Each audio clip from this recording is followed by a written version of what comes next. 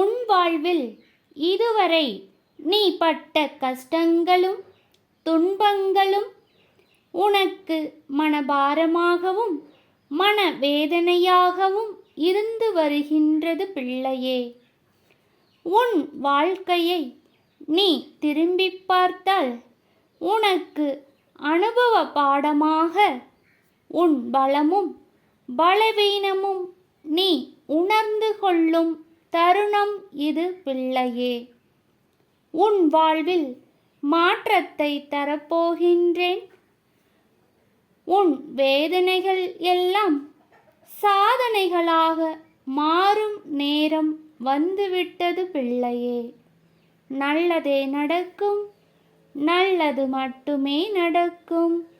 ஆறுமுகம் அருளிடும் அனுதினமும் ஏறுமுகம். வெற்றிவேல் முருகனுக்கு அரஹரோ ஹரா.